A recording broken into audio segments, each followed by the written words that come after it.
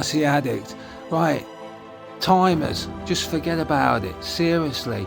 What you want to do is, this video is going to take you 2 minutes to program. What you want to do is, when you're flying a drone, right, you've got to account for battery sag and all this.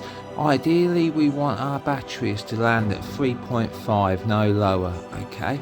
So just program this, and you have haptic, so that's vibrate, yeah? So when it reaches 3.5, which when it's hovering and going through the air, it's going to be about 3.7 or whatever, or if it's a shitty battery, yeah, on its way out, it's going to be like battery sagging all the time, or an overpropped motor or whatever.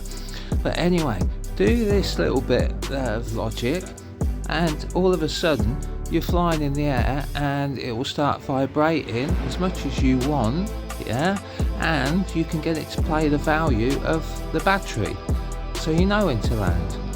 Alright, this video is only going to last literally a few minutes, so it's so simple. But once you do it, and once you actually realise, wow, you know, when I'm hitting the punch, I'm getting a vibrate, so it means that my batteries are sagging right down to 3.5, and also if they don't, you know, and they're all right, you realise that you've actually got a timer, a real proper timer that works. It's all good. Ideally, we want our batteries to land at 3.5 volts, no lower. Now they will rise. By the time you're back at the house, they'll be at 3.75 or something like that. So go to logical switches. Scary, eh? 4 times 3.5 volts gives us 14 volts. Easy, yeah? Going to edit. Now this is C++, or kind of. Alright, our function. First thing, if A is less than X, so A is our RX battery and X is our voltage. So if RX battery is less than 14 volts, I use SG for throttle hold. So this next bit, and you don't have to do this, but I like to, and if throttle hold is off, then it works basically, because I don't want it bleeping and buzzing while I'm doing stuff on the bench. So it's always good practice to put a delay in, because it's only a tiny millisecond and it's just for the computational to catch up. So we've set our LO1, our logical state, yeah? Now we want it to tell it to do something when it reaches 14 volts. So now go into special functions and scroll down until you see LO1.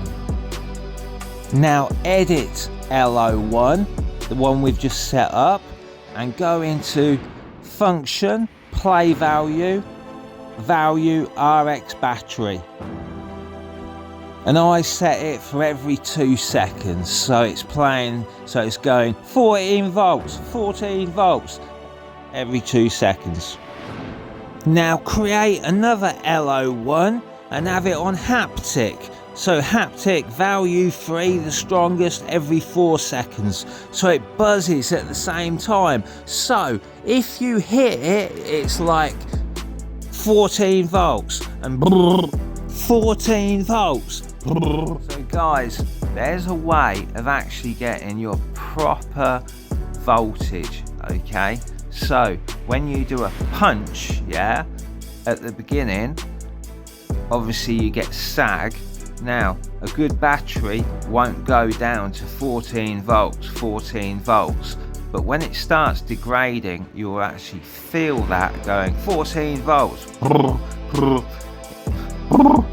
hope this tip works for you, because it does for me. Take care, RC Addict.